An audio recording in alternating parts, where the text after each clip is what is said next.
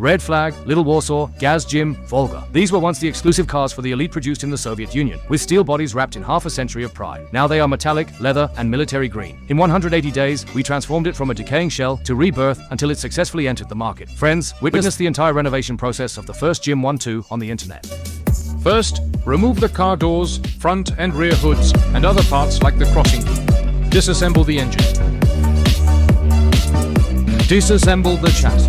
After disassembly, we see how many parts the whole car has. We will repair them one by one later. First, we will sandblast and remove rust from the car body and chassis components.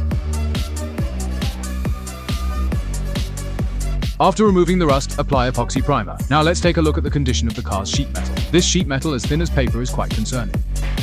There are holes everywhere. It seems like a significant amount of work. First, measure the size that needs repair, then cut the sheet metal to the appropriate size, leaving a certain margin for error, and then shape it according to the original car's form and curvature. To meet the deadline within 6 months, several sheet metal workers need to work simultaneously. Additionally, some parts are severely rusted and need to be remade, like this bumper guard strip.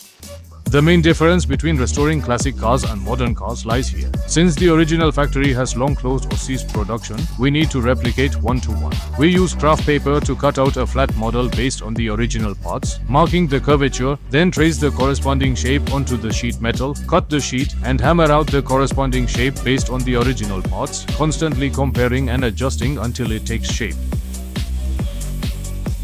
After completing the other half using the same method, weld and grind the weld points until smooth, then trim off the excess parts. At this point, the vehicle's bumper guard strip is complete. Use the same method to make other components. Next, cut and replace the corresponding parts.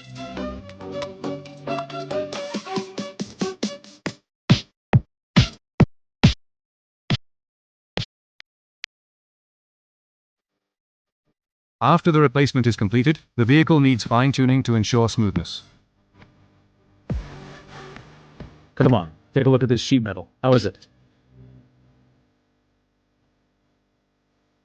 Next, we will apply putty to level the surface. Recently, everyone has been asking why we don't do electrophoresis or empty box reinforcement. Because most of the cars we restore are classic cars used for collection, the restoration requires minimal intervention. Electrophoresis forcibly covers the entire car, which would damage the original metal characteristics. In 2018, a classic car, the Hongqi TH2, which we restored, was showcased at the Pebble Beach Concours d'Elegance in the United States and won the Chairman's Award in the Special Awards category. This was also the first national car to win an award at Pebble Beach. Just a little something to show off. Right back to the main topic. Next, we will start spraying the intermediate primer. After completion, it will be handed over to the bodywork team for the final assembly. After the assembly, the intermediate primer will be sprayed again. Sand the primer.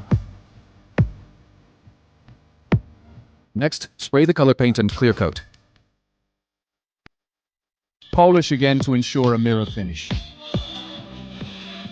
Let's see how this paint job looks. The engine is also restored. And finally, it's time for assembly. That's pengbeer, which is also being made simultaneously. After the assembly is successfully completed, let's take a look at the market entry situation. We are a family of professionals restoring classic cars. If you love classic cars and restoration, be sure to follow and check out our homepage, where there are more full car restoration videos.